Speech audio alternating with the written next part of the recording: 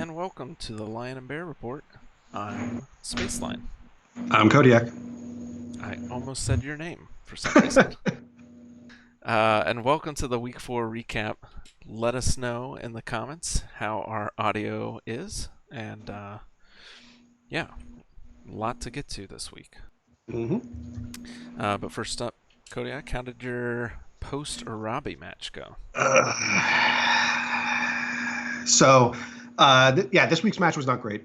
I was up against Louis Jono, former Super Bowl player, but loser, who's your former, was it 4B? Yeah, 4B divmate. Divmate. So this is a guy who I chatted with a bunch, and he's another Nurgle coach, and so we talk about Nurgle strategy and stuff. So it was awkward going into that match, and it went badly. I had two Nurgle warriors missing. And that really made it an uphill battle, which I lost 0-1. And I had one of my Nurgle warriors die. It was a guard. It was a block guard stand firm warrior. He was movement busted, so I'll get to start off a non-injured guy. But that's a shame. Yeah. So to lose, and those takes a while to get to one of those guys level 4. Yeah. Truck Bird saying I'm a tiny bit louder than you. Actually, a decent bit, not a tiny bit. Yeah, I'm tweaking. I'm bringing your audio down, and hopefully that will even things out. But yeah, keep us posted. Thank you for your patience on the technical difficulties. Nurgle Warriors. Those take a bit to get. Even just to get going, right? Yeah. Even to get that first level. Yeah, I'm glad. I brought in a new Nurgle warrior partway through last season, and I've gotten him to block Mighty Blow. Oh, hey. So at least that was my previous worst one. So and he'll be able to now continue leveling himself off of damage. Yeah. So I can hopefully just this guy, if I have a good match, get him a touchdown or something. Try to get him towards block. Yeah. It's a long project. But I didn't lose anything really great, right? All my really core pieces are fine. Okay. And, okay.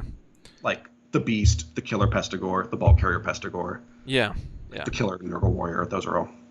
So just sort of a frustrating week. But I got to play Lizards next. Oh, okay. Very beat up Lizards. Lizards much more beat up than me. Oh wow. So I'll get to take out some of my frustration on that. And hopefully, claw some Sauruses in the face. Yeah. What's the team? What's the coach? This is that's a good question. The Lapland Lizards, I think. Oh, okay. The Lapland Longtongues. Oh, okay. Yeah. Coached by Urs. Also Lizards. I also don't know what his deal is. Yeah. That's cool. No claw coming at you, so that'll be probably a refreshing change. Yeah, that's that'll be nice. I got a run of lizards and elves and vampires, which are tough, but not going to kill me for the next few weeks. So, But enough about my mediocre season. Let's move on to 4D. Yeah, that sounds good. And we're actually going to start out this week with what we've learned. Because what we've learned, I think, is I've been searching this, the start of the season, we saw some divisions take on division names. You saw that with, I think, 5A went and called themselves the Party Div. Oh, yeah. Which is great, good for morale. Good to have a name. And I'd rather be in the Party Div than what you're building up to. That's true.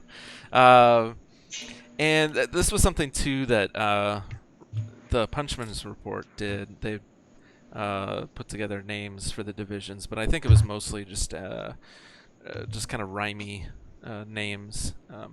And so, but anyway, I've been kind of searching for what is our division identity, and obviously we have all the stat ups, but stat ups don't really rhyme with anything that I could put together. And so what we have instead.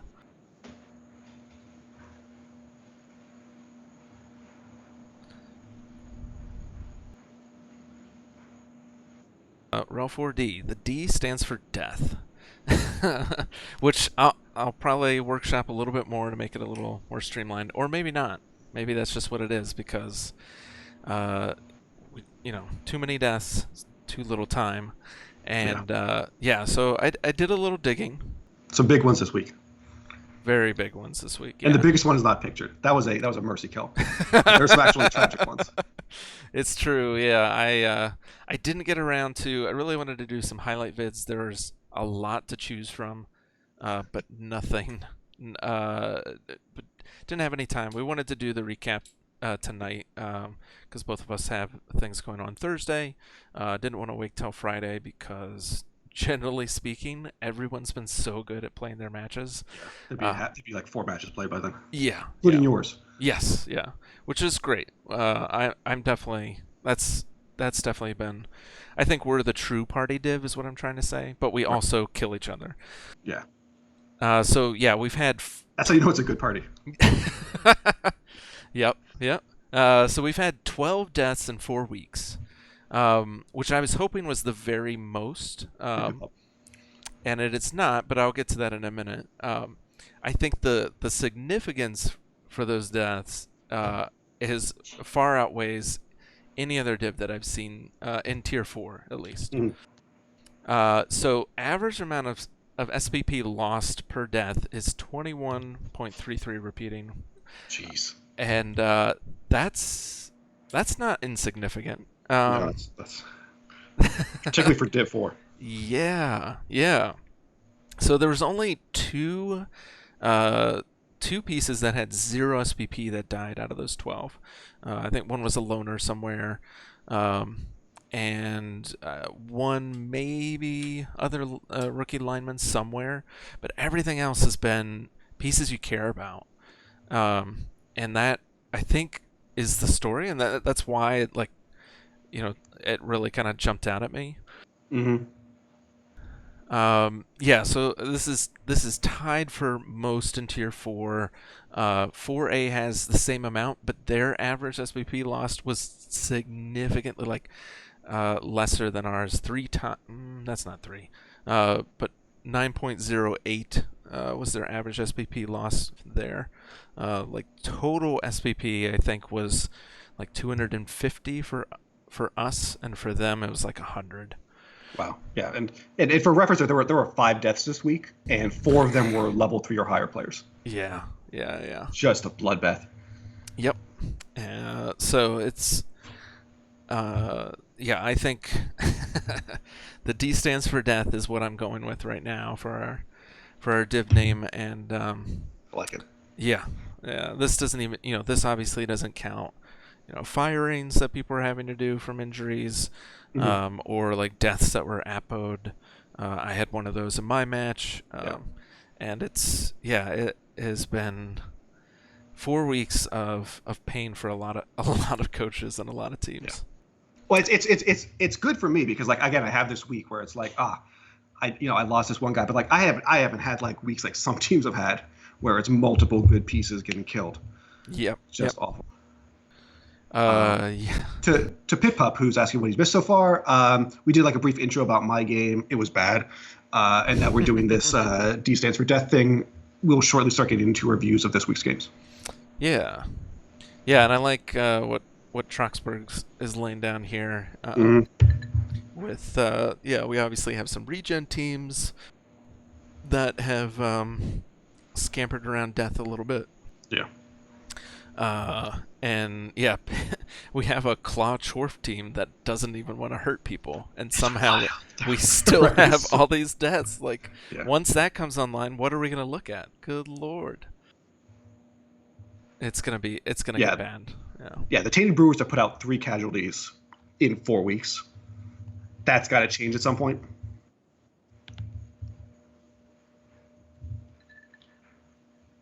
Yeah, so anyway, that's what I feel like we've learned, not just in this week, but this week especially. Mm-hmm. And I hoping it gets better, but I don't think it will. Makes it very exciting to cover. I'd hate to play in it, but it's exciting to cover. Yeah, exactly. As we'll see. Okay, so let's hop into matches this past week. Mm-hmm. And you'll have to help me out because I think my slides got all scattered around. What's our first match? Well, we can do them whatever order, doesn't matter. It looks like we got Flyboys versus R5 and Elf. That was game 5, but no reason not to start with it. Well, I think they're in order except for this part, so... Okay, fine. Game 1 was Cross of the Empire versus Goatwork Orange, which we could start because we do have Chalksburgs in chat. Oh, yeah. And he might want to hear about his game. Absolutely. Yeah. I mean, he knows what happened in it, but... yeah, let's hope be a club-style recap of something he's already seen. Right. Exactly. So, yeah, 2-0. Very solid win for them. Oh, wait. Are you sure you have the right thing up? Nope. That was, I think... There we go. So, yeah, same stat line. Just different teams. There we go. There we go. Yes. 2-0 for Chalksbirds. Nice win. Yeah. I saw a bit of this stream, but again, I think, and Trotsper's been talking about this, second half of the stream, I think, got a little choppy, so I didn't catch the rest of it. This match, the first half, I say like one notable thing was like so turn 1, Chalksburg saying big removals on the first 2 turns. Tabellion, I'm not gonna bother saying his name. The stat free catcher. He got hit on turn 1. It was MNG, and the apothecary offered to kill him. Oh, and he decided to stick around for another match, just like wait out a match. Yeah. So that was the apothecary got turn 1, which watching it's like, oh, that's gonna get intense. As it turns out, there's 2 badly hurts, one of which was on a star player who couldn't be Appo'd anyways. So it was a good investment of the Appo. It just didn't work out. And then it was turn 2, the plus AG Blitzer. He pushed like really aggressively ahead to threaten. I think it was to threaten to score, and he gets blitzed. He's KO'd, and this was the Chaos drive. So this was him pushing ahead to like threaten the ball. Chaos responds by blitzing him, KO, and then basically that's like your 2 good pieces on this team. Yeah. And they're off the field for the rest of the half. Yeah. And basically Chaos just grinds up the field. Yep. Yeah, tough to... I mean, I think live by the stat up, die by the stat up. And it just kind of makes it tough. Or even, just having some nice skills. It's tough to really do much. Even an elf screen at that point's not going to really slow things. Yeah, but and Chaos did well enough. They were to get a TD on a Chaos Warrior. It wasn't Hestonite. That's not what his level is. It was one of the other ones. I forget which. But that's nice to get, right? Get the ball to the Chaos Warrior. And then second half, Cross the Empire holds the ball deep. Goatwork Orange spends a little while trying to do some damage. Chalksburgs then starts applying some pressure, and a failed dodge by the elves gives Goatwork a shot on the ball. They take it. They take that shot and they get on the ground. There's a scrum for a little bit. During these turns, Hestonite takes a hit on Prince Moranian and gets him out of the game. So that's another good piece gone. Yeah.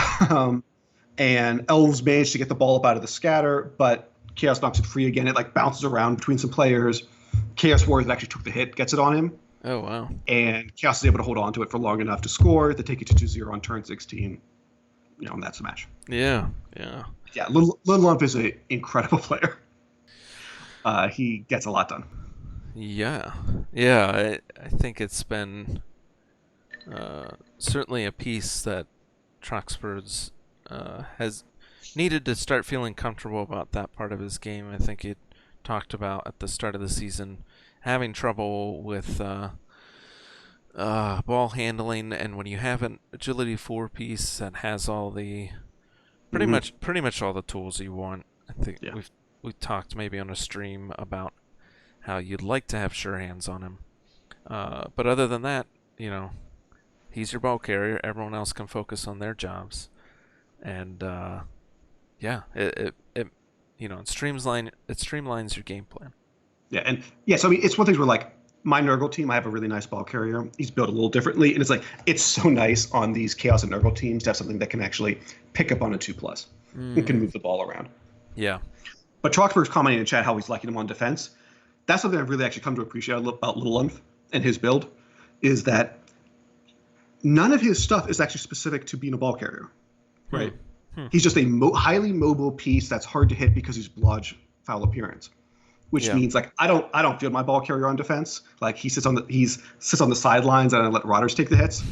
But Troxburgh has done a really nice job fielding him and using him to like pressure the ball. And because he's blodge foul appearance, see people will take shots at him sometimes, but like it's not a super attractive proposition. No, because he's kind of hard to take down. And yeah, so he's able to use him to like apply pressure and also to like be in the area so that when the ball does hit the ground, Lump's right there. He just rolls in, he gets the ball. He's moved 7, which is unusually fast for Chaos. So yeah. He's like a good ball carrier that is like really cool on defense in a way that you don't always see with the specialized ball carrier pieces. Right. Yeah, and I mean, kind of as expected, not too much damage coming to Goat Work Orange here, so they'll be full up for their next match. Yep. Yeah, unfortunate about the MNG for Tabellion. But he's missed a couple games this season. Yeah, it's been a shame. It's such a nice target. Like, look at it. Who would? Because it can do so much. It has 2 defensive skills. Exactly. And now it's armor busted. Yep. Yeah. So it's the first thing you're looking to hit, and it's also like the first thing to get into the scrum a little bit because it is strength plus and agility plus. It's It's unfortunate. It's tempting to try to do a lot with him because of that. And so he very easily gets injured. I believe in this match he was like pushed up pretty aggressively. Oh yeah. So that's where he took his hit. Yeah. Troxburgh's commenting that Santol's getting dirty player. I approve of that. You particularly you've got enough pieces that you can afford to have a dirty player. Yeah. Hessenite, he's going back and forth on. I assume the options there are stand firm or tackle. My equivalent piece I put tackle on. And in this div, I think tackle will be really strong. I feel like having a few tackle pieces is nice. That said, stand firm is good for a bash matchup. Yeah, and for Cross of the Empire, they did get a nice MVP there, so that's at least a little bit of condolence. Yeah, and other than the missed next game, no big injuries, and they'll hopefully, they'll have Tabellion, the other Tabellion, coming back, but I don't know. Didn't we talk about how we're very concerned about this Blitzer? He's kind of busted up. He's got 3 injuries, 2 of them niggle and armor down that do not stack well with each other. Yep. Yeah. So Larso Pip Pub asked about tackle having anti-synergy with Claw. Not always. I mean, now some of this is coming from like I'm in 2A, I'm playing against more developed teams, so I'm running into like Blodge Sources and Blodge Black Orcs and Blodge Nurgle. Like my match against Louis Jando, he's got 2 Blodge Nurgle Warriors, right? So having a Mighty Blow Claw tackle Chaos Nurgle Warrior in my case was awesome because I had something of their same strength that could go at them. Didn't win me the game, but it meant I was making good hits on them and just not getting armor breaks because Nuffle hated me. But it depends on who your opponent is. There was an argument there that you would put it on tackle on like Creamsicle instead, so that you can have split up claw and tackle between 2 warriors, and then it gets stand firm on both. Yeah, it's really, but Hessenite's what leveled now, so yeah. And I wouldn't hate stand firm. It's a good. Yeah, I was gonna say like between those 2, you can't really go wrong. So, yeah, well, unfortunate turn of results for Cross of the Empire. It sounds like they're just continuing to have a rough go of it. But yeah, going up against a Chaos team that seems to be coming into their own, it was going to be an uphill battle. Interesting. So Talk about piling on. I wouldn't do piling on a strength 4 guard piece. I just feel like it's so valuable having him standing. On the other hand, you probably want it somewhere on your team, and I don't know where else you put it. yeah, yeah. But yeah, want to move on to the next match? Yep. All right. Yeah. So This would this. be Tainted Brewers versus Sterling Hornets. Yep. Yep. I think we got it this Ideal. time. Yeah. So Tainted Brewers taking a bribe in this one and getting tossed out quite a bit. Doesn't seem like that worked out too well for him. Nope. I watched I think the first half of this, and oh yeah, actually I watched a good bit of this from both streams.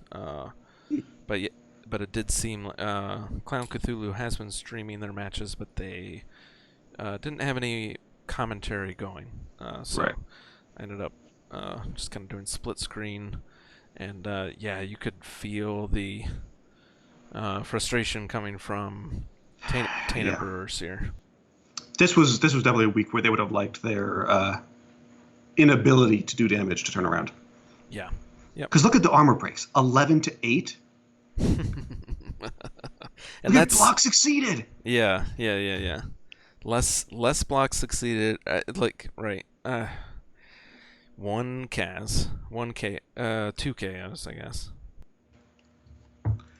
It's bananas. I fell for Pim Pim in this one because you have a team that's almost entirely 87, except for the blitzers, right? Right. Just getting slammed with Mighty Blow and these hits and just nothing happening. Yeah. You got fouls coming in, dudes getting ejected. Yeah, right. Those armor breaks include fouls, which there was at least 2 of. I'd imagine more with the bribe, but maybe the bribe happened right away. I don't know. And like in terms of damage, like there's like that plus strength elf, right? Like Bellicose Swift. That's like a nice piece to hit. Tainted Brewers got a hit on him. Yeah. Double skulls, rerolled double skulls. Yeah. This is the niggling injury that tricks you into thinking they're vulnerable. Yeah. And the scariest thing in the match was like Bull Centaur almost died and only got saved by the apothecary. Like Pim Pim got a lot closer to something nice than Clown Cthulhu did. Yeah, that's right. I did see that happen. And I think that at that point he was talking about armor breaks being on Sterling Hornets' side, which we've seen throughout the season so far, right? Sterling Hornets is not afraid to mix it up. They've got block on all their pieces instead of dodge.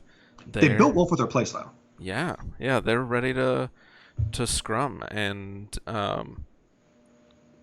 just roll with the punches. And good coach. Like I'm not trying to be like, oh, you're only winning because of luck. But there's a certain amount of extent to which like things have worked out well. Yeah. We have this 2-0 result. The Pro Elves turned over the Chaos Dwarves in the first half. They were taking so much damage they made a kind of desperate play to advance the ball, and the Elves were just able to. There's a failed dodge. That put the ball on the ground, and Elves, if you put the ball on the ground, so much of a chance they get it up, and they did, and they turn it into 1-0.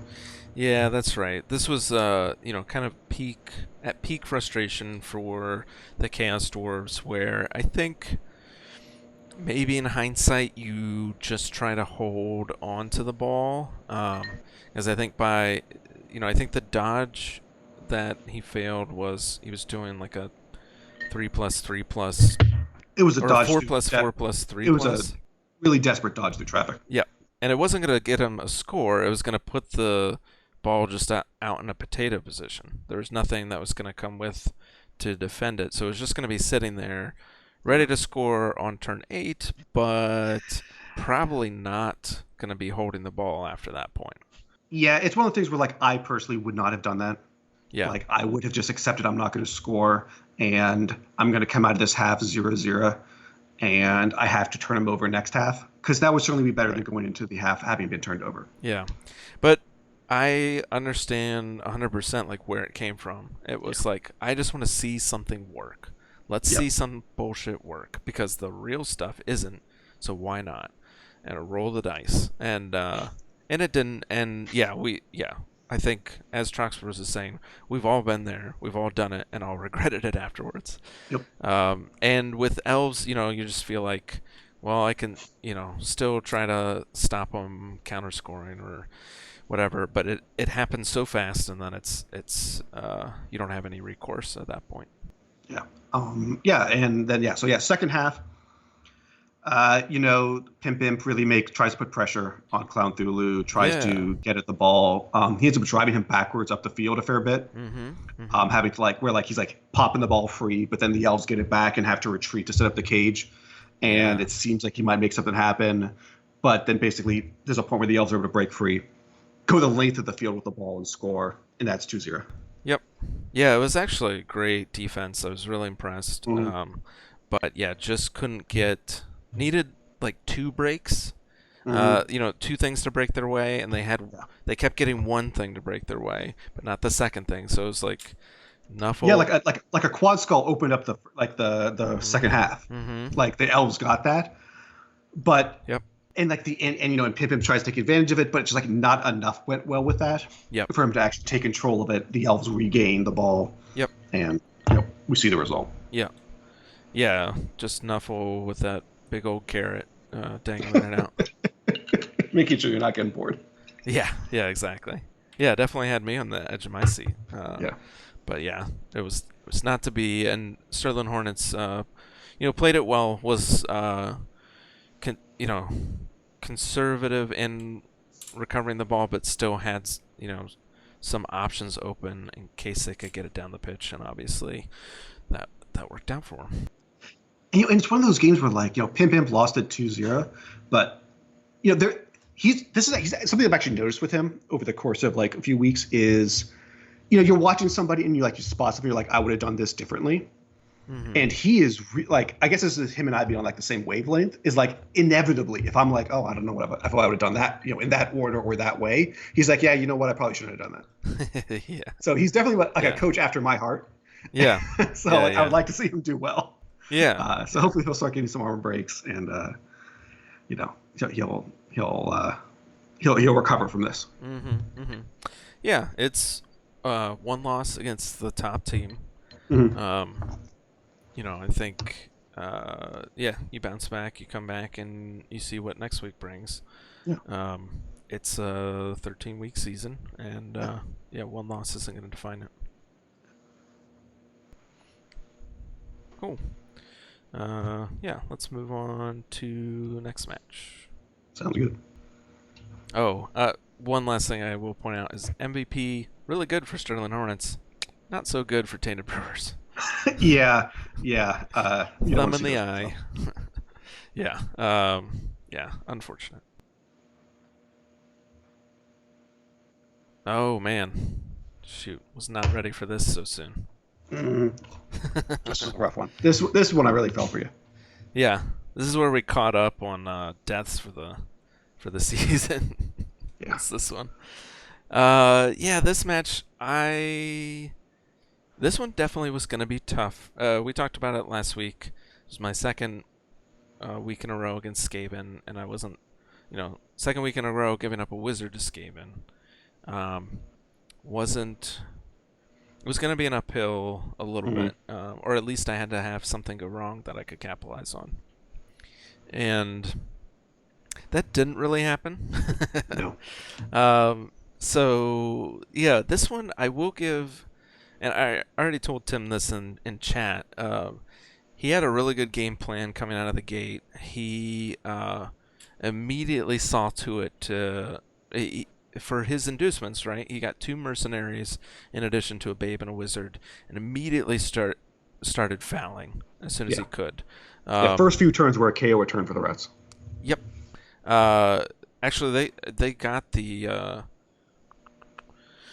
they got that removal on Dragon's Milk first turn after they fouled it on the LOS. Is that what you just said? Well, I said there was a KO turn, and then there was additional casualties. Oh yeah. Yeah, and that was made possible by the fact that there was extra rats. Yeah, he had a bench.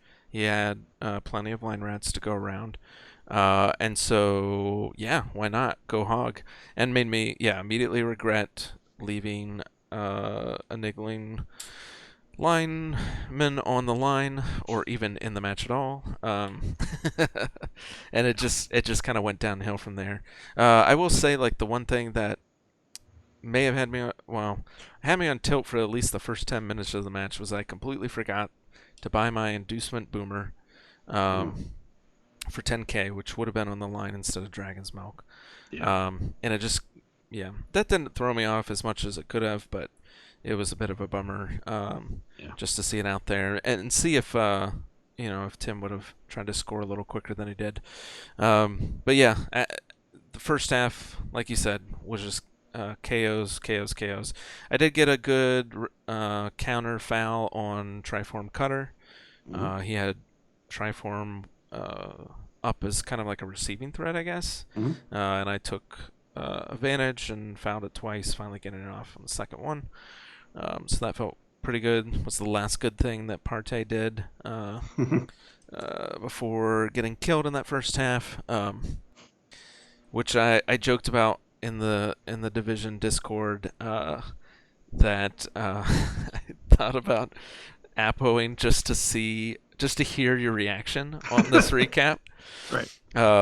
And I felt like I was a bit too cowardly for giving up on that idea so soon, but wanted to live in that world a little bit where you saw me re-roll that and then just to hear your scream. Yeah, I would have had to, I watched this in a replay later, so I've had to pause, throw my chair, come back, go get the chair, put it back, finish watching the replay. Yeah. Yeah, so that death happened, and we also had a death on 666 happen in that same half. Like I was down to I think 3 or 4 pieces. If you had used an Apo on Partey and it meant that 666 died, yeah, you would never have heard the end of it. Well, yeah. Tim was pretty disappointed that the death didn't stick on 666. Right. As you can imagine. But yeah. Yeah, first half was just like a wash. Didn't have anything left. I think it was pretty close to being pitch cleared. Thankfully, I got 2 chances at my KOs coming back, and the second attempt was good. So we had a bit of a ball game in the second half. I was able to wait a minute. Actually, I just wrote this down that turn 8, your wake up rolls were 0 for 3. Then all 3 came back at the half. Yeah, I just realized what actually happened in this match, as far as the scoring goes, because it felt like such like a demoralizing half from the armor break standpoint. But I totally turned him over and scored with an Ulf, no less. Yeah, that was great. That was very cool. Okay, yeah, I totally forgot because I guess was like totally down in my cups, like just woefully singing about the armor breaks. But yeah, I had very few pieces left, but I was able to knock the ball free, pick it up with a runner, hand it off to an Ulf, and scamper down the field. Now, I did stall out for a turn too long and got marked up by one of the gutter runners. It might have been Kiki Jiki. Oh, it worked out. But it worked out, yeah. They did one turn in the rain, which was unfortunate, and getting a pass off through or into diving or disturbing presence, which was a bit of a letdown.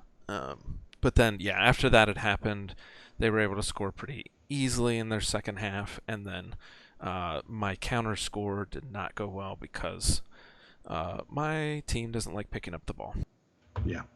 Yeah, that was really the thing in the second half was your attempts to move the ball around. Just there were double ones, attempts to get off the ground, just could not get it up. And Skaven are the sort of team where they can really capitalize on that. Just like send a gutter runner and grab it, get it under control. Yeah, it was the sort of thing where I wanted to blame the rain, but the rain wasn't doing it. It was pretty much my bad ball handling skills on my team, and it's just one of those things where like I really wanted to see if I could even it up, and we were kind of even at players at that point, and there's each of us had a good mix of skills. Like it would have been really interesting. But it's one of those things that happens in Blood Bowl that probably might be one of my biggest frustrations that when it happens is like you get a plan in motion, or you want to get a plan in motion, and it just nothing can happen, nothing works, and so you're stuck there watching the other team dance around, take the ball from you, and go from there. Yeah, and they make the 2+, 3+ to get the ball off the ground, and it's like, isn't it nice? Yeah. So, good amount of injuries on both sides, but yeah, as far as the scoring goes, it was a frustrating second half, and yeah, hopefully it can bounce back next week. But solid win for Tim, definitely making the most of his opportunities, and rolling with the punches. The armor break started to go back against him, and he was still able to keep pieces in the right place to make good opportune strikes. Yeah. And in terms of coming out of this, we got Part A dead. That only improves the Norse team, and Goblin Warchief gets a strength up. That's pretty nice. Yeah, I'd say we spent a lot of time talking about Triform Cutter and Kiki Jiki. These Storm Vermin are scary, and Tim knows how to use them. They're exactly what you need, right? You got the non-dodge killer, and then you got the guy who kills the dodge pieces, and now he's got strength 4. Yep. Yeah, and there was never good shots at the Storm Vermin, or at least because the Gutter Runners are so flashy, and their armor value 7. If I see them, I'm going after them, and that's I gotta kill on one of them. But all the same to me, but sure. Yeah, yeah, but I feel like those are easier, softer targets, and so but the Storm. Well, you blitz a strength 4, so you just need 1 assist to make it a 3 die. Yep, exactly. So, but yeah, those are, I think, the secret MVPs of his team are those Storm Vermins, and no doubt Warchief is going to be really tough to deal with. Yeah, I mean, it's Scheming a really good team. They're what I'm going to re-roll into if I ever give up on my Nurgle team. And yeah, you need 1 or 2 good Storm Vermin. You need 2, 3 good Gutter Runners. 4 is nice. He had that. Now one of them's gone, of course, and then the Line Rats are garbage, and that's cool. But it's nice to see the Storm Vermin developed, which is not something we see on our other Skaven team. Yeah. But yeah, that was a fun match. Yeah, cool. Super frustrating. Yeah, it was maybe fun to watch. First half definitely was pretty fun. First half was fun to watch. Yeah. Seeing an elf with the ball is always okay, this is going to be exciting. Yeah. There's some good moments with that. But yeah, next match, more deaths. Indeed. Yeah, All Bark No Bite versus Mean Green and Thick. Oh boy. Yeah. But a tie. Yeah. Man. I didn't get to see this one, but boy, does it look pretty lopsided on the armor breaks.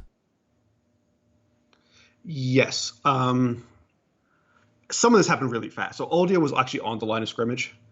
And oh, wow. So when Gujira took a hit on him and didn't get him down, he's instant reroll. Knocks him down, MNG. The elves started by receiving, and just a lot of pressure by the orcs in the first quarter. A couple shots on the ball carrier, no effect. Elves scoring 6, that leaves 3 turns. Orcs, it was interesting because the orcs got a number of shots at the ball, which means they burned all their rerolls on that. And so they didn't have any left. Yeah. There was a really heartbreaking turn 8 score attempt with no rerolls, where an orc is just he's just running through traffic. Oh, wow. And he's making dodges and GFIs, and then he throws a pass and it works. And then there's a blitzer in the end zone, just got to make a 3+, doesn't do it. Oh, no. And so, yeah, it was one of those where it's this shouldn't work. The fact that it didn't work is okay, that's totally fair to David Leclerc. Yeah. But it was so sad to see, he's making these checks as they go. Yeah. And it's all working, and then no throw. Yeah. So, yeah, Elves go into their defensive half, up 1-0. Ebony gets taken out pretty quickly. Orcs are really trying to win the removal game. And this was something Gojira talked about on the stream, that he was looking to possibly even score twice. That plan runs into the ground because the elves are just like not getting removed fast enough, and they're like slowing the progress enough. So eventually the plan turns to make it a tie. Yeah. Elm died at one point as another one of those deaths that didn't happen, but the apothecary saves him. But then Hickory gets hit and he dies. Yeah. Wow. Jeez. And then the bribe actually never gets used. Oh, interesting. But in a good way, in the sense of that, like, Gojira was fouling the hell, and he just never rolled doubles. Damn. So it's one of those things where, like, that's actually often sometimes when the bribe is the most deadly, right? Is when you have it there, so you're willing to make, like, fouls only 1 or 2 assists. Yeah. Yeah. And they keep working. Yeah. And then you get to keep going because you didn't have to use it. Yeah. New York score easily on turn 16. And at that point, like, Wood Elves can one turn, but not when they have like 4 or 5 pieces. Maybe they can, actually, I don't know that much about it, but like they didn't get close. Like, it wasn't like a setup for that. So yeah, tie game. Unfortunate death on Hickory. David Leclerc still has some really incredible pieces. Like, he still has better pieces than a lot of teams, but still unfortunate. Yeah. Not. Yeah, I mean, obviously you don't care about the journeyman, but still, like, those were your fodder to keep things like Hickory not dying, and see them get, like, removed, and just a tough loss. No good, no big development coming out of it. Doesn't look like. Not. So I forgot to mark the MVP. Yeah, I was gonna ask where that landed. Let me check. Goodness, I don't want to fix this MVP team. was on Elm, which is no bad thing. That's great. Yeah. So yeah, I just forgot to put it up. That's okay. There are a lot of things to mark on here. Yeah. This was reading this is like, oh. Yeah. And MVP on Triple X Gentation to get hit, and he rolled doubles for guard. Yeah. So and we got guard on Little Gwaine. Yeah. As normal, that this orc team suddenly has 6 guard pieces. Yeah. And this is, you almost start to think, like, maybe orc will work when there's no claw around. Yeah.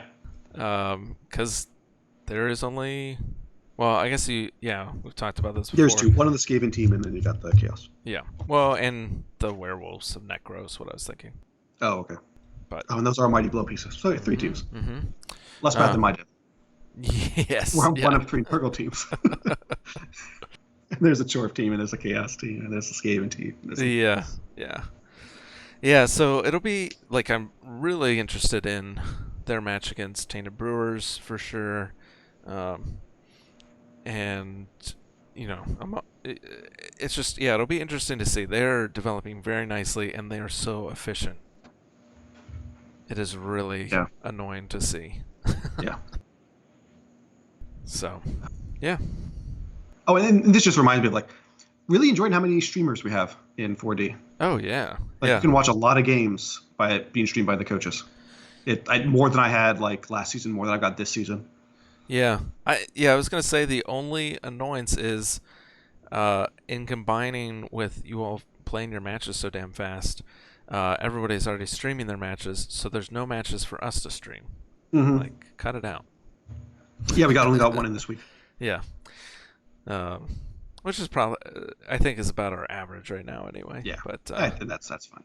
But yeah, no, it is actually really nice. It takes pressure off. It also just, like, adds to the amount of voices in the league. It's it's not just us talking about teams. You get to talk about your teams, have other people talk about or trash your teams. I think everyone's been pretty good in chat, but it's been fun to watch, definitely.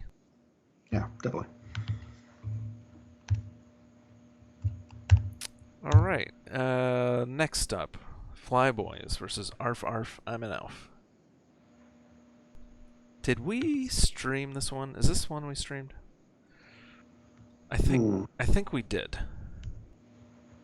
Yeah, because I was saying. Yeah, I think so. This is the one I have the least notes on, so it makes sense then. Yeah, I was saying at the end that that Ponosaurus would be happy that we streamed, and you said maybe they Yes, wouldn't be yes. because this is a Right, right. really rough match for them. Because they've been asking. Yeah, you said they've been asking, like asking for their game to be streamed, and it's like this. What a disappointing one to have it happen with. We'll Yep. try to we'll try to get another one. Yeah. Yeah, we've been having a run of that, huh? Because I think we did Flyboys before with David and his team like imploded, and then we did that replay, which was awful. So That yeah. actually happened in the playoffs when I was streaming matches there. Oh Those yeah. tended to be blowouts where it's just someone got wrecked. Oh jeez. Yeah. So maybe that's the whole thing. People are like, no, we're good. I'll stream my own match. Thank you. Yeah, exactly. If you stream your own match, we won't stream it unless we don't realize you're streaming it, and then we also cover it. Yeah. And it retroactively destroys your team. Yeah. Yeah. Exactly. Um, but yeah, I don't, like we've said before, when we do stream it, a lot of our thoughts are going to be in that stream versus here in the recap. And I don't remember the third score. I have a few brief notes if you want me to go through them. But yeah. If you really want to get into this, then look at the actual stream for this. Mm-hmm. But yes, we had Hack and a Wizard come in as the inducements. The humans score quickly, which gets Hack off the field. That's right, yeah. There was sort of we talked about this more on the stream of this, but there was sort of an iffy play by Ponosaurus, where when he's carrying the ball, he does a blitz with one of the werewolves and eats the reroll, and then he's like still trying to dodge away with an unsafe ball. Yeah. So there was some, and that dodge then failed, which meant that the humans were able to start putting pressure on the ball. Mm-hmm. It actually doesn't cause a turnover score. The Necro eventually able to get it back and establish themselves midfield. Yeah. They grind up. The ball's kind of like popping free back and forth for a while. Necro eventually gets their hands on it for long enough to score on turn 8. Mm-hmm. It's 9-9 going into the second half. And yeah, there's a blitz. The humans get under the ball, and the humans just keep going after it. That takes it to 2-1. Mm-hmm. Necro tries to grind up the field. The humans take it away. They make it 3-1. That's the extent of my notes. Yeah. Basically, there's a lot of pressure from the humans in the second half. Yeah, I think they picked their moments, but they were also like giving it, like you said, with the blitz that really weren't there 2 blitzes in this game, I think? I think that's correct. And the second one in the second half, humans ended up with a player underneath where the ball was supposed to land. Right. Yeah, because I think they got one after they scored quickly. I think they got a blitz, but there wasn't really a place to get in there. The ball, the kick was kind of like kind of shortish, but also in the middle, in between like all the Necro players. So they just tried to pick one side and throw a bunch of pieces over there. It did almost work, like we were saying, with the werewolf kind of dodging around and ended up turnover, but they pulled it out. But for the second one, they were able to get somebody under the ball and threw a couple pieces up to help, though they had a snake GFI that made it seem, or put it in doubt as far as whether the humans were going to fully take advantage. But they managed to. And so a lot of it was, I think I said this a lot on the stream, but it was very much like a bit of a roller coaster the whole match between, who was going to come out on top on that one. And I mean, ended up not being close, but I could see like things turning around and this being like a 2-1 for the Necro or something. Yeah, I'd agree. Because with the third score, at that point, it was just, Necros trying desperately to make something happen, and it just didn't. Mm-hmm. Not much of the way of removals in this one. I think the Eddie Rickenbauer, that badly hurt, might have been on like the Wizard. I think the Wizard lightning bolted him at some point in the first half to secure a score, or maybe somewhere around there. Sounds familiar. And so just a couple badly hurts on both sides. Nothing permanent. Arf Amenalf gets Stone Ripper back for next turn. Did have a Dirty Players zombie level which is unfortunate off the MVP. Yeah. I don't know. How do you feel about? We don't have to harp on it, but how do you feel about McBlitzer getting wrestle? I mean, that's what I would take as a second level. Wrestle, really? You don't want it. No, this is what I do on my routers. Because the idea is someone blitzes it because they're like, oh, I hate your dirty player. I'd like to kill it. Gets wrestled down. They're on the ground. You stand up and you foul them. Oh, okay, So okay. that's the argument for wrestles. Like that. That's actually like Nurgle canon is. You do wrestle after dirty player on a router. And zombies, I basically think of as like slightly shittier routers. Yes, indeed. That's really good. I think I've fallen for that a couple times, but I didn't know what was happening until it was too late. It's holding both down. Yeah. And they're next to a dirty player piece. It's like they're a nice killer. Yeah, right. That's why I take checking it out. But yeah, great MVP on Mike Hawk. Oh my gosh, and he did really well that match. I remember that. He was actually really great. That was a really appropriate one. Mighty Blow makes a ton of sense. Yeah. Just keep spamming it around those blitzers. Yep. Yeah, he's already got a tackle one. He's got guard one, a guard agility one, which I think we talked about. Richie. Yeah, I like it. I think, yeah, in order of in this div, other than maybe taking tackle, I might have been tempted to take. Yeah, you consider it because it's also another good marking skill, but yeah, but Mighty Blow's pretty good. Yeah. Yeah. So yeah, I think a nice win for Flyboys. They kept, they made the most out of their opportunities. Like I said, I felt like it was a pretty good roller coaster. I mean, Arf ended up having 16 more successful blocks than Flyboys, and just didn't have as much to show for it. Yeah. Cool. Oh, this one I don't know much about at all, other than this one seemed like it would have been pretty fun. Yeah, so this one, this was an interesting one.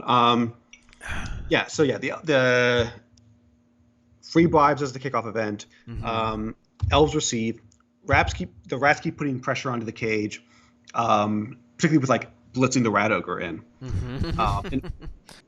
So he's like next to the ball carrier, and eventually a failed dodge ends up with the roger being able to just like take a hit on the ball carrier. Oh wow! And this is actually a good play by Opie Cubby. He ends up using the frenzy pushes to put him next to another player who does get him down. Nice. Pops the ball free, Skaven score on the high elf drive on turn 4. Oh wow! The elves have a second attempt to score. More intense Skaven pressure. Roger's blitzing the cage again. He gets a pair of twos to dodge away. Prehensile tail. On the Roger, ball hits the ground. Skaven pick up the ball again, score on turn 6. Oh my gosh. I mean, you got to get to 3-3 somehow, but that sounds like a lot of fun. Yeah. Yeah. The elves then are actually able to score in 2 turns. Nice. Yeah. They're able to they're able to do that. One turner tries to one turn. And we'll talk about this right after I talk about this, but there was actually kind of a mistake there that prevented it from happening. This match was almost 4-3 for the Skaven. Wow. But that fails. So Rats go into the second half with their drive as a 2-1. Normally you would think this means the Rats are going to win. Yeah. They one turn on turn 9. So that works because the Elves weren't set up to like defense against that. Yeah, it's 3-1. That's the last time they score. At that point, the Elves hold the ball deep, not quite deep enough, and the Rats have an angle to blitz it. But they end up like going after it, and a failed GFI saves that. Oh wow! Which means the Elves then have room to go score. So that's a 2 turn for them. That's 3-2. The Skaven this time they don't try to 1 turn, and I'm sort of curious why that was. They decided to 2 turn. And the Elves are able to basically get in there. Yeah. And take the ball away from them.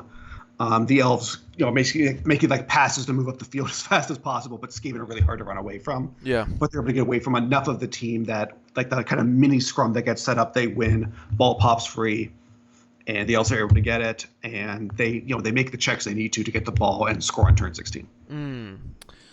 Do you think So, the ton of backs. yeah, that is should take a bow. That was quite a lot. I, do you think the rats were thinking, let's not score too quickly because we don't want a counter high elf score? Like when they went for that 2-turn instead of 1-turn setup? I don't know because it was early enough where like I didn't think it was going to affect the high elf ability to score. Either way, yeah. Yeah. And I guess it would It have just been may have been they just didn't four. want to throw that many dice in one turn. Maybe. Or Yeah. maybe they wanted to score at someone else. That would be the other thing I would consider is when you one turn, you're going to one turn on Martin Brisby because he's the one who can do it. I think they may have been looking to try to get somewhere else. But yeah, that would have made it 4-2, so you would have thought that would seal it. Right. I don't know. But yeah, I imagine the high elves were pretty happy at that point. Yeah. So yeah, interesting match. Really, really eventful. Yeah, some good development for Rats of Nim finally. Yeah, for a team that needs some development, the Rat Ogre getting level, he's now a little more reliable blitzer. And they do blitz with him a lot because the Stormtrooper ain't anything. So much. And then Mrs. Brisby getting agility up, that is a really scary piece now. Because it dodges his AG6. Yep. That means you ignore the first two tackle zones, or you ignore diving tackle. She goes where she wants to go. Yep. Not bad for a field mouse. Yeah. Do you look to get like big hand on her or something next? Yeah, if you get because mutations are a double on them. Oh, right. But if you get doubles, that seems to me like a ball retrieval piece. Yeah, that'd be stupid. If not, you probably get block for like you think about block for protection, and you think about leap because pop, go wherever you want. So maybe you don't even need it, right? Maybe with AG6 dodging, you're just like, who needs a leap when I can run wherever? Right. So, well, it's not. Yes. It's not agility 6 leaping, right? It's agility 5. No, it would be agility 5 leaping, which is still a 2+. Gotcha. Yeah. So yeah, it'll be 2+ leaps, but right now it's for dodging is the equivalent of agility 6. Yep. Because of the 2. And so you may decide if like I can dodge into 2 Zac tackle zones for free. Do I need leap? So I would probably do block next, but yeah, it really doesn't matter. She's great. Yep. Yeah, and we already talked about. we talked about this team having the 1-turner makes people play you differently, and so having an agility up piece, I don't think people are going to pay attention. They're going to have to pay attention to that and the 1-turner, and it's just a lot of things to keep track of. Against this team, even with nothing else really to speak of. Though I guess, like you said, they do use the Roger very effectively, which is a good replacement for what the Storm Vermin could do if they get their levels. Yeah, there's a point where like if the rest of the team develop, like if all the Gut Runners get developed and the Storm Vermin get developed, the Rat Ogre becomes like superfluous. But right now, it does a lot for this team. Yep, exactly. Cool. Well, that's exciting, and I'm sure, like for the High Elves too, they're probably feeling good that they were able to just like do some things well. Right. Yeah. Like they've been having such a hard time. They lost 4-0 against other elves, against the pro elves that are on top of the division, which was going to be a tough match, but you'd like to at least like get some scores in there and make it at least like so that you can build some confidence for the next match from like what you're doing, your game plan and stuff.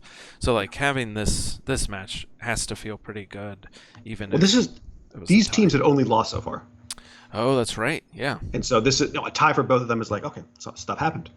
No, Rats and them had a tie. They tied me. Did they? Yeah, so they should be at 2 points. Is our leaderboard going to reflect something different? Interesting. Yeah, looks like our leaderboards are wrong.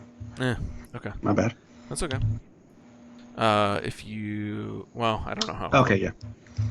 Yeah, you know what? I can send you a new one. Yeah, let's do that. I don't know. We could do that while talking about the last match. Yeah, that sounds Actually, there was, I think, an image to show first. Ooh, yeah. So, yeah, do you want to talk about this? Absolutely. So yeah, this is the one turn attempt I talked about by Rats of Nim. And basically, the mistake I'm going to point out here is Martin Brisby here runs forward. He runs in between these two elves. You can see where the ball is. That's where he had dodged into initially. That was you're going to have to dodge between two of them. You pick two that don't have tackle. That's fine. He then dodged straight back to where his body is currently lying on the ground. That meant he was in 2 tackle zones for that dodge. That meant it was a 4+ dodge. If he instead dodged to where you can see it's highlighted, or say behind the blodge guy, either one would have been fine. Then it's only 1 tackle zone, AG4. That means it's a 3+ dodge. You look at the die roll at the bottom of the screen. Dodge 3+, 3 + 1 dodge roll, -2 opponent's tackle zones. That had -1 opponent's tackle zone. That would have been a success. At that point, it's a 2+ go for a 2+ dodge. I can't say how that would have gone. We can certainly look to the right at the armor roll and say that's a 3 and a 6. But I don't want to read like too deeply into like Blood Bowl numerology. But the point remains: if you're going to try to one turn, go try to avoid keep the number of tackle zones to a minimum where you can. That means don't go straight back. It means go to the side. In terms of the math on this, I actually ran some numbers. One of the interesting things that jumped out was you look at this setup and you can see how the right sideline there's only 1 tackle zone on the way through, but there's tackle. Same is true for the left side. If he had OP Cubby had to use his reroll to have Martin Brisby pick up the ball, not pick up to receive a catch. If that reroll had still been available, you actually go along the sideline. The math is a little bit better there. It's 68% instead of 64%. But given that he didn't have the reroll, it was in fact better for him to go the way I've suggested. Which is the start of what he did, but then But then instead of so that would have been a 56% play. What he did instead was a 45% play by dodging straight back, and that it seems to have cost him. So it's an easy mistake to make. It's one you see a lot. But it's something to keep in mind. It's one of those things, especially if you, I don't know, like as a video game almost, it's I don't know. There's something like satisfying, like I'm just gonna go straight through. Whereas like I don't know, having to like kind of zigzag your way through doesn't. It's weird that it matters in a sense from a video game perspective. Because like you said, they were going to have to go into 2 tackle zones to get through there without the reroll. But like you would think, okay, I'm already in 2 tackle zones. Like, how does it get much worse? And it's like, well, you can make it a little bit better, but it's sometimes a little harder to see that. And these sort of situational, like 1-turn attempts and end of the match sort of positioning things are something that I tend to harp on a little bit, because there's a lot of them that can come up, and so many different little things, like you did the numbers, or you crunched the numbers on this, and it's just a difference of 1 square can be 10% of your odds for that entire play. And so it's tough to see the whole picture, especially when you're like, just got to get the ball. Oh, I failed that, and now I gotta run with it. And but it's important to take the time that you have in the match and try to make sure the odds are shifted as much in your favor as you can. I agree completely. Cool. All right. You want to move to the last match? Yep.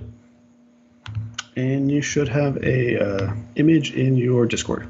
Okay, cool. I will work on that. And then, this match. Good lord. Yeah.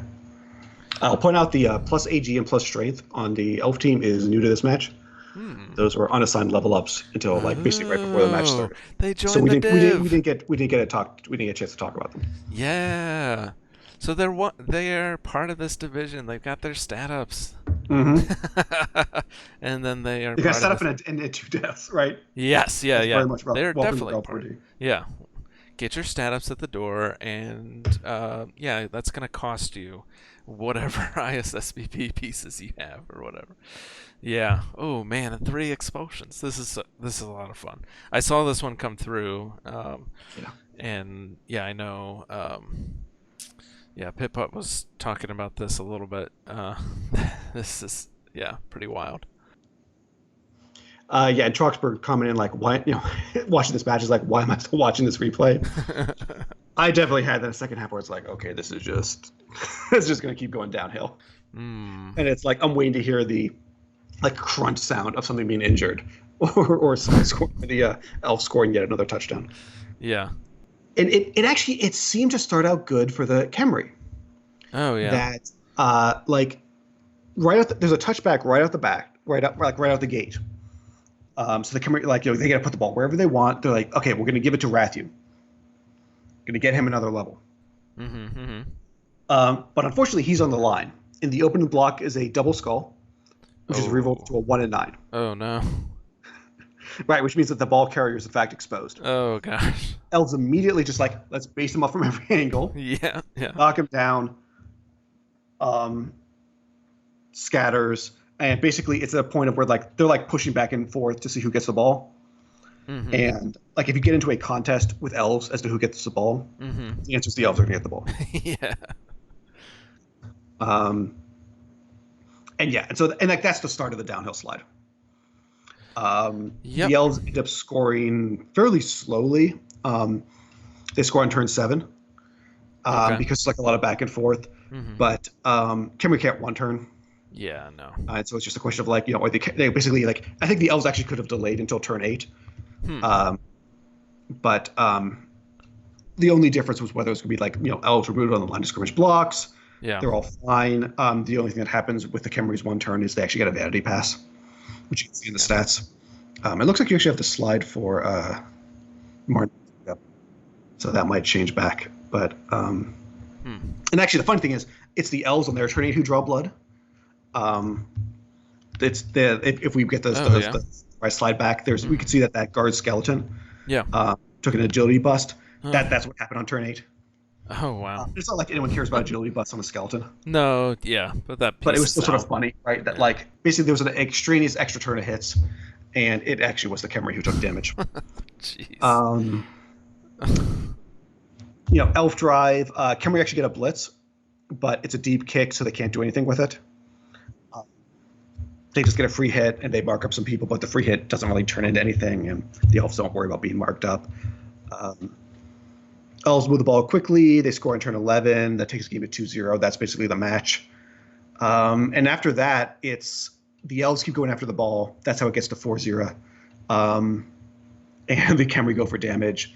I think you have Cross of the Empire versus Go Work Orange right up right now. Yeah, I'm trying to add the... Oh, okay. That's fine.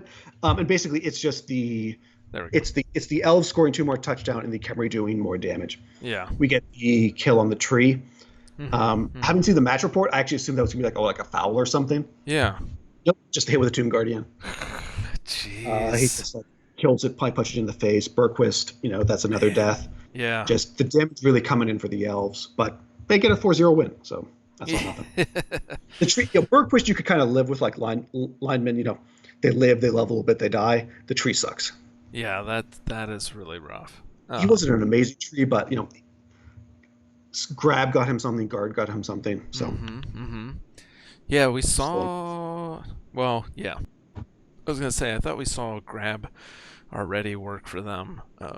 They did play the. It was great against the Chorfs. Yeah, so they could keep 2 of them based for like half the game. Yeah, and so the question is, do they have enough to replace them? They're already down a War Dancer. They do. Yeah, that's tough. Though getting the I'll give you a spoiler. They replaced the War Dancer, not the tree, for the next match. Okay, yeah. I think that's reasonable. Well, yeah, I don't know what the next matchup is, but I assume it's not. I mean, they've already seen 2 of our. It's another 4 bash teams, so yeah, another bash or another agility. Yeah, makes sense. Plus, you can level up a War Dancer pretty quickly. Yeah. Yeah, so that's Yeah, a quite the cost for a win of this magnitude, but similar to like the High Elves, probably felt good to like style on a bash team a little bit, Mm-hmm. and just show that yeah, you can do agility things even in the face of death and dismemberment. Yeah, uh, and for the I will say this. I do like that the Skaven Rat rodents, even though they weren't in their stadium, even though that they couldn't or Just didn't kept fouling. scum a bribe, they just kept fouling. I love it. Yeah, yeah, they go Uh, for it. yeah, and hopefully, hopefully we see that start to work for them a little bit. I do think.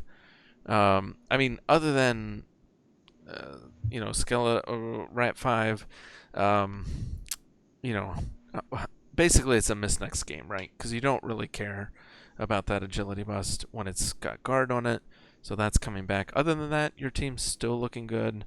Um, and yeah, you've got lots of mighty blow for the next match, and um, hopefully you'll get some inducements again and be able to foul again. I'll say this is another match where of a really like lousy apothecary. That niggle Oh, on Tobias TR Redleaf yeah, Jr. yeah. Yeah, that was attempted to be Appo'd, the niggle. The Appo offered the alternative of a quick death. So naturally that was declined. But that's two this week where like the Appo's like, oh, you don't like that injury? Yeah. How about I kill him instead? Yeah. See, even the apothecaries are like, hey, we heard about this division. You Yeah. guys really like your death, so here you go. Yeah, yeah, that's rough. Uh, cool. Well, yeah, I really wanted to see more of this match, but I didn't get a chance to watch too much of it. But yeah, it seems like plenty of armor breaks, plenty of death, but all the touchdowns on the other side. Mm-hmm. All right. Yeah, and I think that's it for the week Yeah. of like the play games. Mm-hmm. Yeah. So that brings us, if I did this right, to The updated leaderboard. the yes. Which hopefully it was worth all of the switching back and forth that I did on this match. There we go. Right. Yeah, yeah, yeah. So a little bit of a change up, but not at the top. No, Sterling Hornet's still killing it. Yeah, yeah, yeah. Feel bad for whoever got to play them next. Oh man. Yeah, yeah, that'll be. We'll talk about it. What else jumps out here? I mean, so we're sort of starting to divide into like sort of a top halfish region and a bottom half. Mm-hmm. Your team's kind of straddling this division there. Yeah. The fight for second place is like really on. Yeah. Yeah. And of course, anyone could do anything at this point. Again, we're 4 weeks in. Yeah. We're not trying to like overread this, but Yep. Sterling Hornets great start. 4 teams at 10 and 9. Mm-hmm. Right behind them and also like right next to each other. Yep. You're very close to them, and then there's some teams that are struggling a bit that are not performing as well. Yep. And there's room for them to break out into the top, but Yeah. it's getting to be time for them to start to break out in the next few weeks. Yeah. It is quick how that divide does start to cement at a certain point. Yeah. There, like you said, there's room for a team to get hot and make a run for it. Certainly, because yeah, I mean, I think, but it is just from looking at this spread, you have a pretty good gap between, say, Mean Green and Thick, and like 9 and 10. Where a lot of teams are at 5 and below on points for the season, and yeah, we see Flyboys doing well, Goatwork Orange doing well, which those are the two like veterans of the division for both from coaching and those teams. Goblins.dce is another coach veteran, Rebel coach veteran, but with a different team. And then Tanner Brewers, who's been like super solid, but so far hasn't had one of their a blowout like the rest of the teams have gotten a chance at. Yeah. And Sterling Hornets, which is like, yeah, when are we going to see them stumble? Is I think the big question. So yeah, be interested to see what next week brings. Because we did see, as far as like the bottom half, we saw Silkwood City Slickers get their first points in the form of 3. So they jumped right up. And some of the others starting to chip away a little bit with some ties. And yeah, I think, I don't know. Well, it'll be interesting to see. We can start to see some of this damage like shift things one way or the other. I will say a number of our top teams are like 3 of them are like fairly fragile, right? Like Elves and Skaven can easily go bust from the wrong injuries. Yep. Yeah, they haven't really taken those yet, right? Yeah. So, as much as we're saying this is the D is for death, I don't think either. Well, Goblins Time took DC. Clown Thulu to start feeling that. Yeah. Let's say Skaven, the Goblins. The Goblins, they've lost Skaven. Yeah, they lost Gutter Runner last match. Line Rat, I think, too. Yeah, so yeah, Hornets. When are we gonna see it? So. Yep. All right. So yeah, I think that means we're ready to talk about week 5. Yeah. Which we won't have any competing games happening during.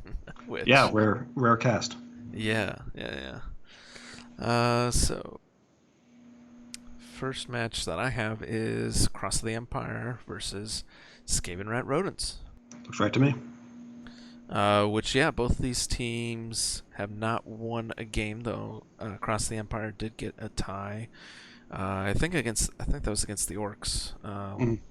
Not last week, but the week before. And but yeah, both of these teams looking for, first win of the season. Skaven Rat Rodents hoping to get a point or 3, I would think. Yeah. And equal on team value. Yeah, it's the rare tie. That means it'll be a coin toss to see who gets to go first. Though, yeah, I would think that if the Khemri went second, I could see some. Man, would they spend the 100 to get a bribe? I think I wouldn't put it past Pip Up. Yeah, though he didn't scum 20 to get a bribe last time. Yeah, fair. So I think, I don't know. I would probably just rely on all the Mighty Blow that you have, even though that all that Mighty Blow, yeah. Even though with a lot of elves without defensive skills. Yeah, he also showed he's not, even after he had 2 people thrown out and he's still fouling, gets another one thrown out, and it's he's not going to stop fouling. It just means maybe with this cash, does he have to? Do you buy another throw raw or a skeleton? I don't know. Probably not for this match. No. But yeah. So I think he's well set up for this. You're not going to miss Rat 5. No. You don't need more guard against these elves. Yeah, though we could see. Yeah, I'm curious. Pup saying he'll never stop fouling. So beautiful. Until I have to face him, and then I'm gonna be pretty scared. I think for Across the Empire, they've had some rough luck with. I mean, we've kind of talked about their defensive style sometimes being half in, half out. And I think against Skaven, you can't afford to do that with all this Mighty Blow, Strength 5, and everything. Yeah. I think it's either all in or all, doing a screen. Yeah, and you should probably lean towards the not all in. Yeah, you would, except we haven't really seen that from Cross the Empire yet. That'll be interesting to see. Are they willing to accept they can't bash their way through this match? Yeah.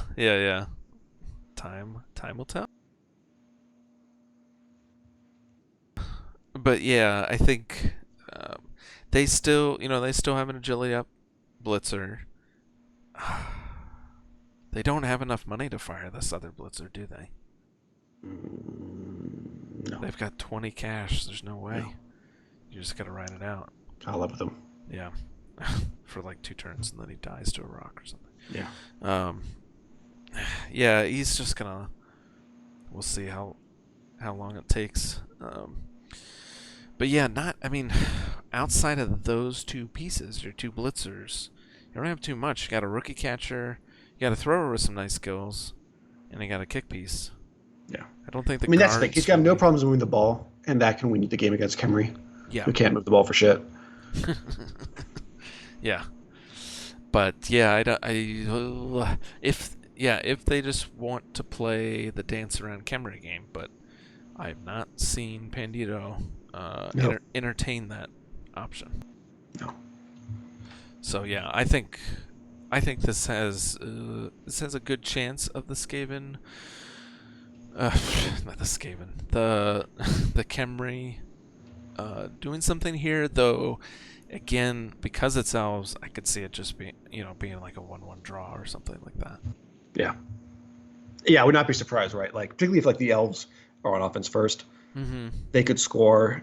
It could be impossible for the Kemri to score in their remaining time because they're so slow. Kemri could score on their drive by grinding, but they can't score 2 times. Yep. Totally plausible. Yep. Cool. But yeah, could be a fun one to catch. Yeah. Next up, I need like 30 seconds. I'll be right back. Sorry. Okay, that's all right.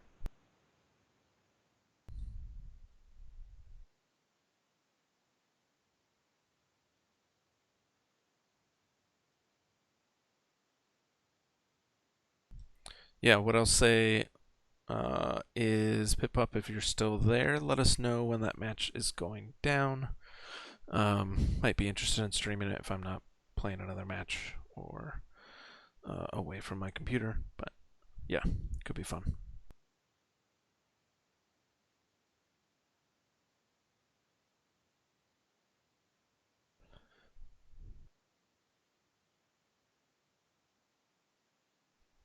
Cool. Yeah, sounds good. Yeah, it feels, obviously we're a little early with the recap this week, which is nice. But I'm used to having all the matches figured out and like half of them playing while we're while we're broadcasting. So it's a little different. I'm like, when are all the games happening?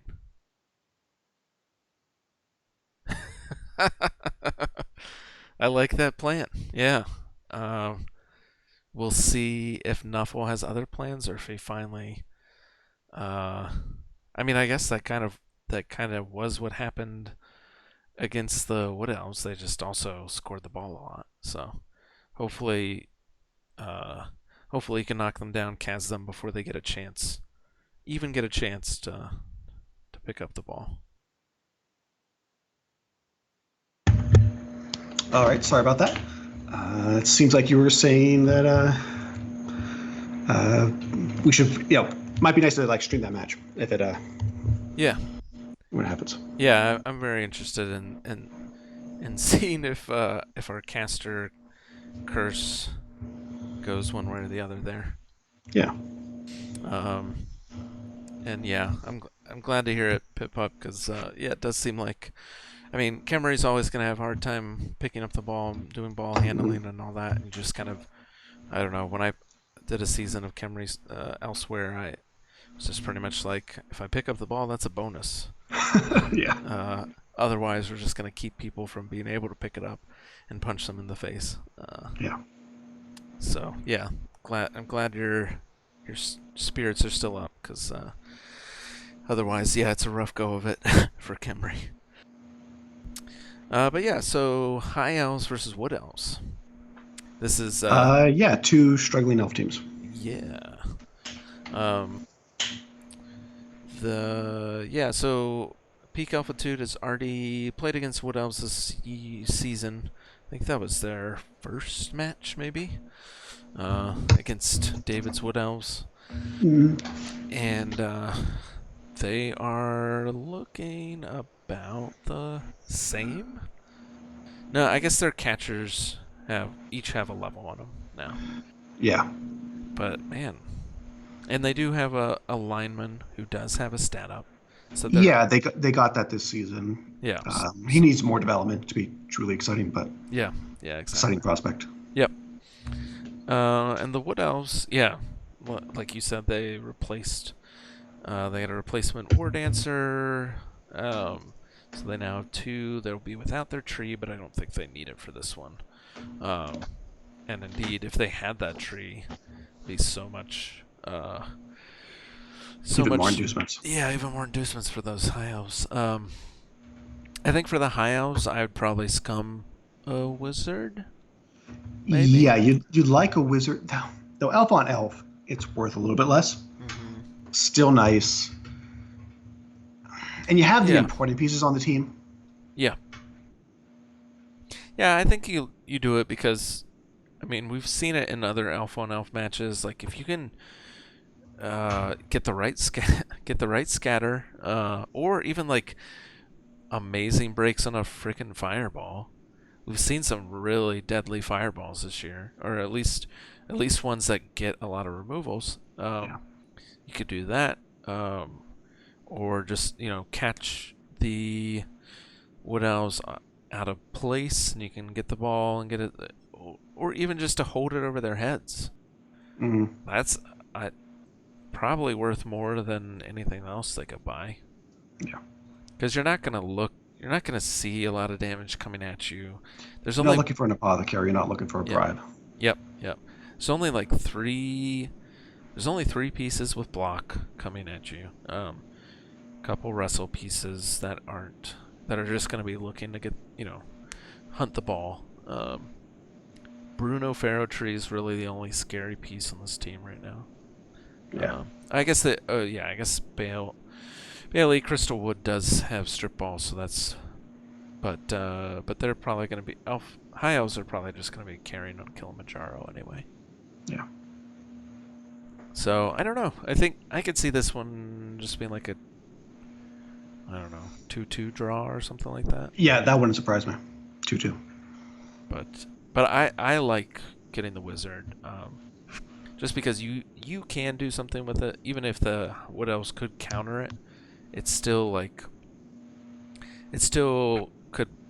you could get enough bounces your way that you can make use of it, and it's scary for them if you hold on to it for a bit. Yeah. Well, that's in general with the wizard. That's often a thing that like one of the advantages of waiting to a really great opportunity to use it is you force your opponent to play around it until then. Yep.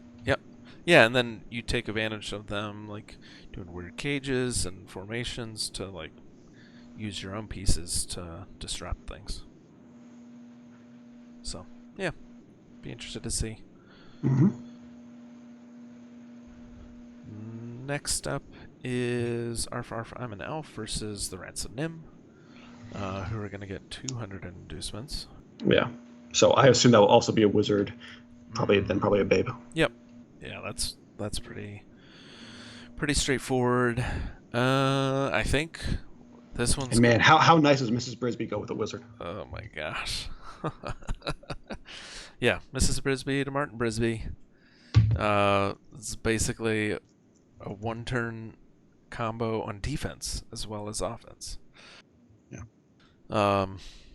Yeah, and the Rat Ogre's probably a little scary, though. I mean, we saw Arf I'm an Elf target the ogre in their last match, the humans ogre. So don't be surprised to see them do something similar with the rat ogre, because I can see those two lines of play colliding, where Opie Cubby's like doing Juggernaut blitzes. Which, do you think he got that also? I mean, I think it's a good blitzing skill choice overall, because I guess claws doubles, right?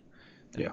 And you don't really need it for this div, but I was also thinking like that's a good anti-flesh golem pickup too. Yeah, that's true. I didn't think about that, but that's good for this match.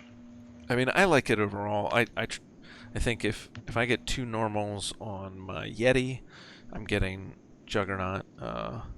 Generally Mighty Blow than Juggernaut.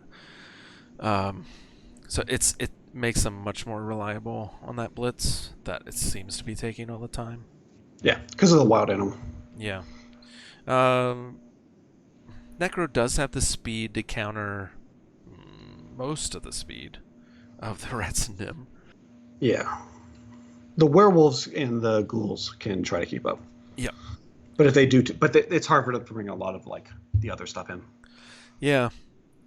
I don't know which way this one's gonna go. I am curious. Rats of Nim could get tricky and pull this out. On the other hand, this could be a match where they take a ton of damage. Mm-hmm.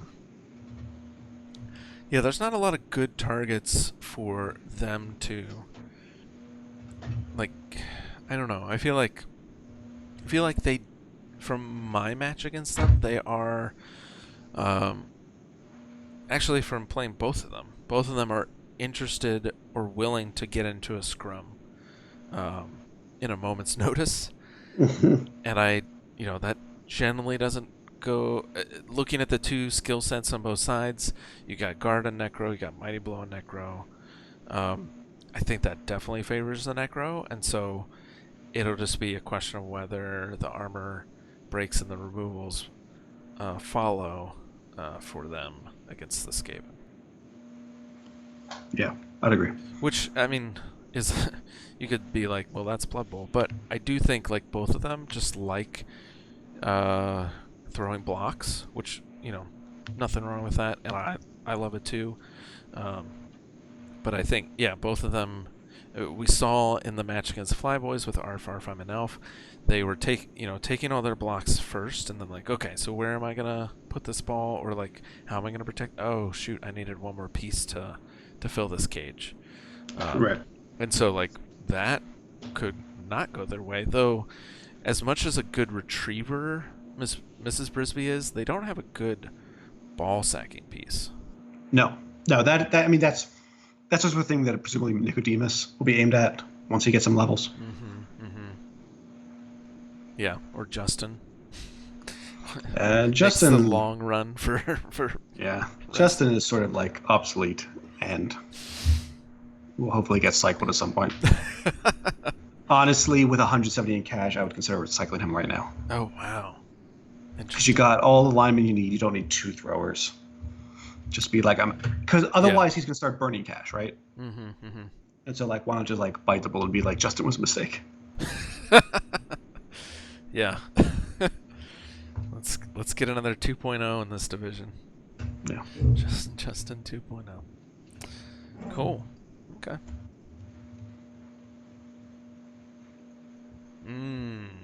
Oh, nice. Mean Green and Thick versus Flyboys. We have the classic orc and human matchup with 300 and inducements going to the goddamn. Yeah. Classic starting teams, and the humans are much more developed. Yeah. Oh my goodness. I assume you marked level 2 stadium because orcs also have 200 in cash. That was the idea. Is that there's a level 2 stadium right now with 200 in cash. What else do you buy? They have 11 pieces. Right. I mean, you could buy a lineman. Like, I'm not saying there's nothing else to buy, but it would make sense. Like, if you were going to do an enhancement, this is one time to consider it. Yep. Yeah, I agree. Still early in the season. You probably have some other home matches coming up, so I don't know what the orcs do. Is it anti-riot stadium? Yeah, you could do anti-riot or anti-rock. Yep. So yeah, wouldn't hate that. Especially since, I mean, we talked about Flying Boys being like a very quintessential human team. They're able to do one or the other, bash or agility. They can flip back and forth, and they are set up pretty well to go up against this orc team, even though that is so efficient. Oh man. Yeah, so it's 6-5 guard. Similar amounts of block. Really, the advantage of the humans is, they're more mobile. Yeah, but orcs are, definitely have the strength advantage. I think like the combination of the guard and their strength 4 is gonna be good for them. And then, what do you do with all these inducements? Yeah, I was wondering about that. That's not obvious to me, how you spend that. I really need to. Maybe I should bring on an orc expert for one of our streams sometime, Because I feel like this is such a, like such a core team or core race as part of Blood Bowl, and it's a huge blind spot for me. Yeah, I don't have a good picture. Like their star players aren't amazing. Mm-hmm. Um, you could get like a chainsaw guy for 100. Mm-hmm. You could get a bribe to keep him on the field for another 100. Yeah. I don't think a wizard does a ton for you, but 300 is a lot. Yeah. Right, because it's like if it's 200, two bribes isn't crazy. Do you? Here's the thing. Do you? Oh, is it enough? How much would it be to induce a lineman with dirty player? Hmm. Is that Let's 130? see. That's 80K over the base cost. And orc linemen are 50, so that'd be 130. Okay. You could do that So you and a bribe and a babe. babe. Yeah. Yeah. I mean, there's a fair bit of mighty blow on the human team. Like, it's not crazy to have a babe. Yeah. Or you could just like do two bribes and get a merc lineman without dirty player. I don't know. Yeah. I'm always looking for a way to go in for the foul game, but I don't know. Maybe they won't. I don't know that I feel. How much is the chainsaw? Is it 80? 100K. 100K. 100K. Okay. You could do two bribes and a chainsaw. Yeah. Kind of like that better, So, actually. yeah, there's some options. I don't think any of them are amazing. It's nothing like, you Right, give right. elves or Skaven a wizard, and it's like, oh, this is a whole new thing for them. There's nothing like that for orcs. Nope. So they'll have to think about, how do they want to play this game? Yeah. Yeah, and it is, I guess, a counterpoint to me being obsessed with how efficient they are. It's not Yeah. like they're getting cool toys to do that. It's good when they're up against like a Skaven team and they're not giving up inducements. It's less good when they're up against a high TV team. Yeah. There's no like 200K star player or anything that's good? Let's see. No, you go from Scraposaur. You have Ugroth, which is the chainsaw guy. You have Scrapos at 100K. You have Scraposaur head at 150, and he's weird. He's like the lead dirty play. He's like the pogo guy with dirty player. Yeah. And he's like funny. Guy? Yeah, yeah. He's fun, but he's not like, again, he's like, yeah. And then it goes from 150 to 270 where you get Ripper. And 270 is, I think, too much for Ripper. Yeah. Yeah, when you're not already doing a troll. Like I think it would be cool if you had another troll. Yeah, for 290 you can get, which would basically use up the 300, you could get Varag Ghoulchewer, who's 6'4", 3'9" on the stat line, and is loner, block, jump up, mighty blow, thick skull. Oh. So that's not actually a bad piece. Yeah. That sounds fun. And useful. You might consider that. So there's some options that's like, well, do you want to be following? Do you want to be just hitting more? What are you looking to get out of this? Yeah, exactly. But I do agree with your early assessment that it's nothing that's going to like change how the humans are going to approach this, which I think, as we we're kind of saying, like they're going to hit stuff too, but when it's time for it, they'll just agility when they need to. Yep. So, yeah. I think we saw in their match against the Necro even, like Eddie Rickenbauer just standing in the backfield, and then I guess they did a 2-turn for the opening because they wanted to get that chainsaw off, but yeah, I don't know.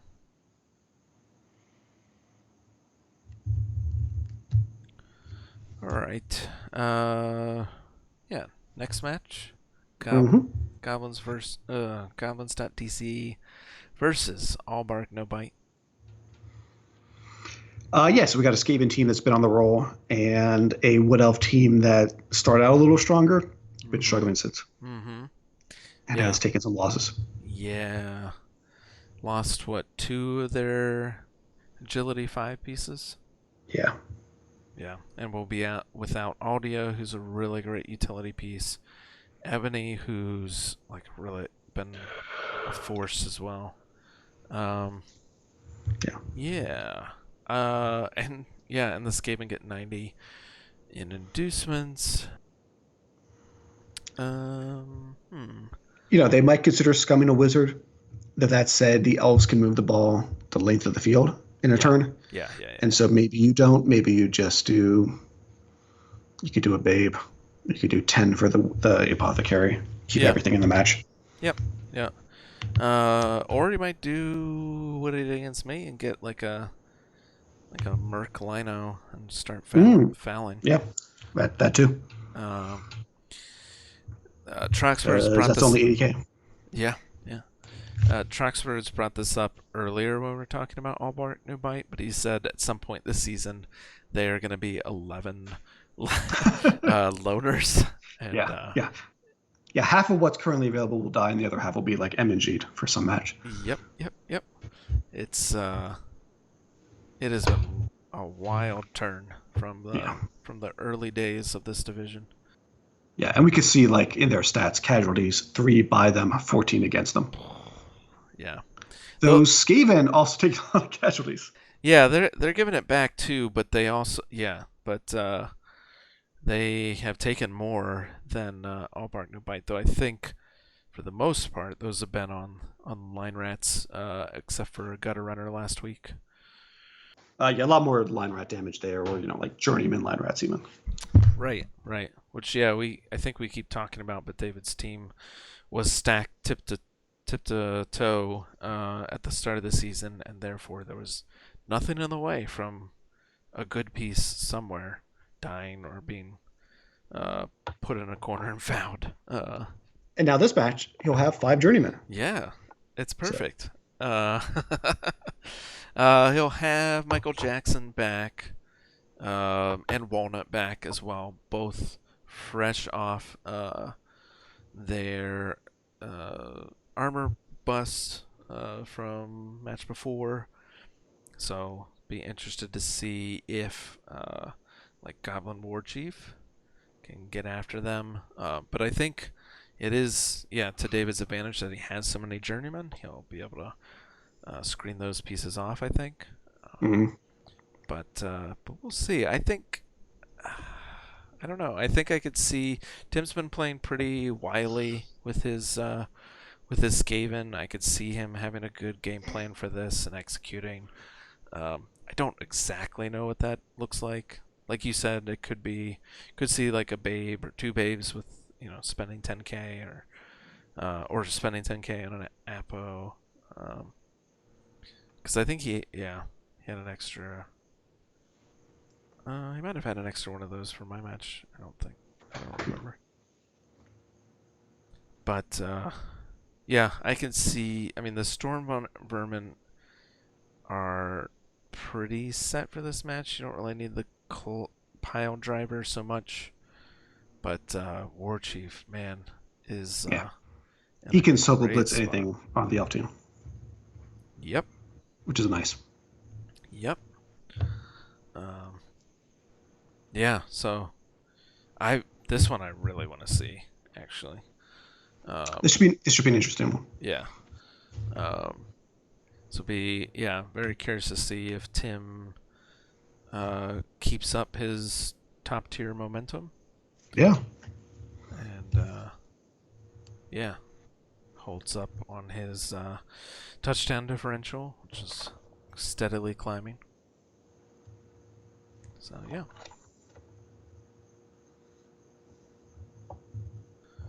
Oh, this match. yeah, Oh man, yeah. Look at this line for Sterling Hornets. One, all the way across. yep. I really need to. I really need to win to get going, and really need to see Sterling Hornets touchdown differential drop as well as their CAS differential drop. Yeah, I mean, if you can get a win, that would be huge, right? Because it would draw him potentially out of first place, get you back up to that pack of like contention teams. Yep, yep.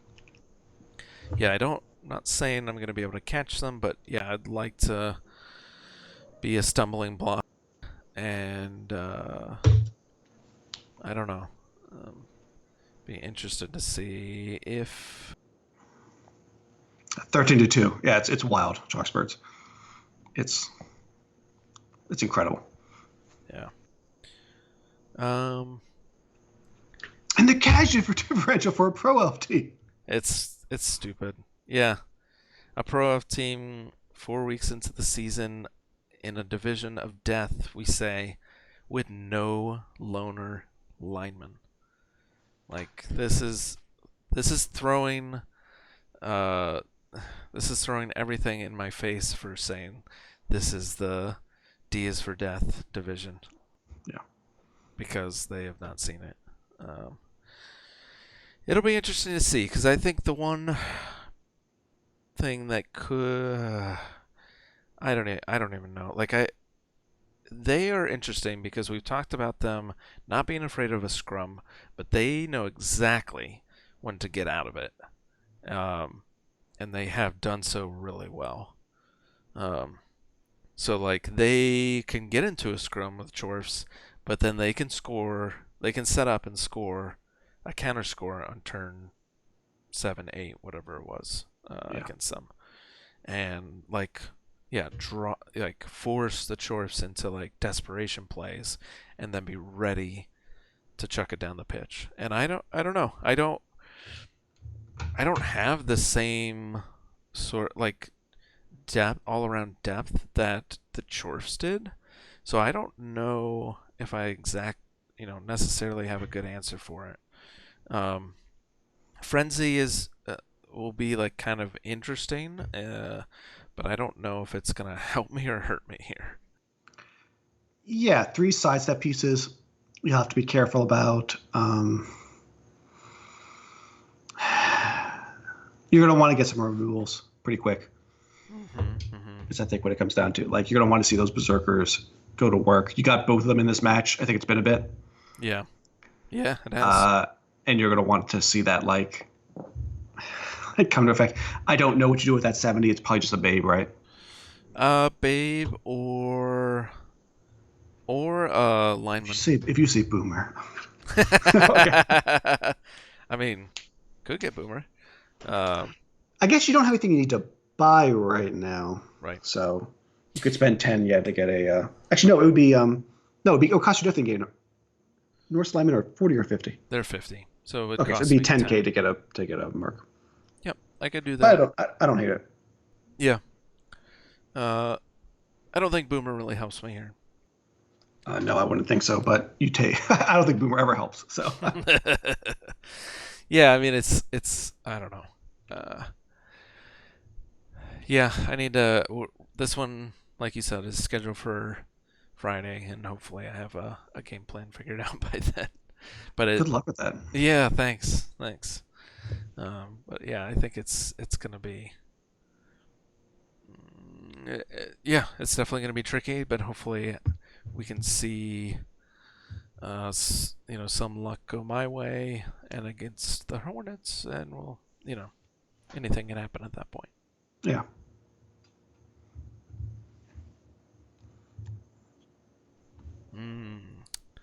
This is our heavyweight fight of the week. Yeah, this is why the match we just talked about wasn't the match of the week, because this is the match of the week.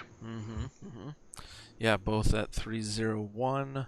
Goatwork Orange just having a better TD differential, putting them in third place. To Tanner Brewer's fifth. They were second last week. And lost to the top tier. So whereas Goatwork's been steadily climbing and really developing quickly. Yeah, I'm really curious to see this one. 2 good teams, 2 good coaches, 2 teams that are really fighting to do well this season. They're both well developed. We got a bunch of guard, we got a bunch of mighty blow, we got claw on both teams. It'll be interesting to see who comes out on top. I really don't have a prediction for this. Yep. I expect the 110 going to Pimp. Man, you got 2 dirty player pieces. That's probably a bribe. Yeah. And you try to get some chaos pieces off the field. Yep. Yeah, this one could just be a slugfest, and we could just see it go 1-1. But I think I kind of expect something to break one way or the other. I don't know what it's going to be. Yeah, I mean, if it goes by how things have been going, Troxbirds will get like armor breaks against Pimpimp, and Pimpimp will just like die.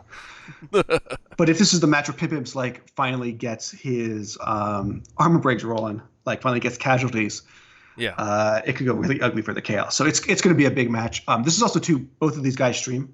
Yeah. So hopefully they'll do that while I'm at home, and I can finally do the dual screen setup. Yeah, I think it. Yeah, that's really nice. When the game of the week is already going to be broadcast. Yeah.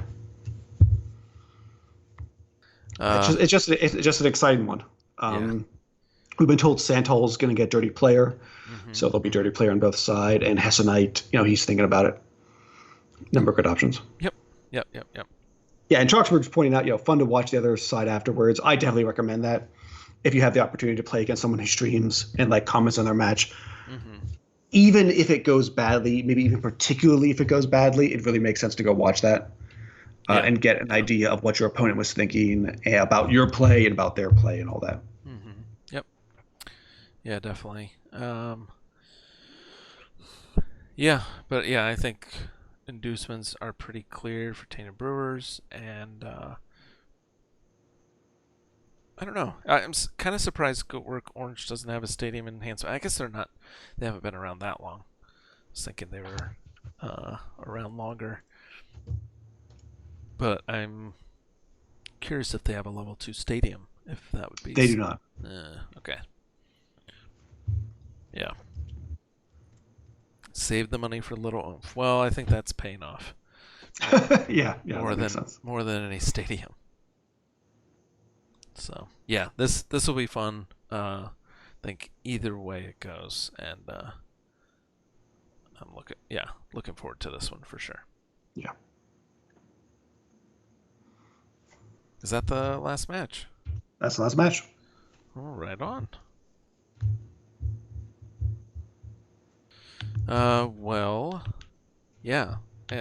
Like we said, we set this up a little early. Both of us had plans on Thursday, so wanted to give you all a nice surprise since everyone's been doing really well getting all their matches played. Yeah. Pretty much within the first 2 days. I think we saw 5 of the 7 matches get played before Saturday. I watched all 7 matches this week, and part of the reason for that was because so many of them were played early that I could catch up over the weekend when I had a little more free time. Yep. And then only went to the week where there's 1 or 2 matches happening Monday, Tuesday. A lot easier to catch those when I've already seen everything else. Yeah. That's been really good to see, and I'm glad. Even though we have some teams that have been struggling a little bit, they seem just as motivated to keep playing matches, which is great. I know it can start to look like a long season when you've lost the first couple of matches, but there's still, I think, things to play for, as we've talked about, whether it's development or just trying to get the most expulsions in all of REL, as we might see with the Skaven Rat Rodents. I'll have to start tracking that at some point. But I think it's been we've said this before, but this has been a fun division to be a part of and to recap. So I would totally agree, and I'm looking forward to a bunch of games this week, and hopefully everybody has a fun match, even if everybody can't win. Yeah. Yeah. All right. Well, thanks for those of you who caught the stream and hung out for a bit. Appreciate all the comments. It's part of what makes this pretty enjoyable as well. And hope everyone has a good night, has a good week, and we'll catch you next time. Mm-hmm.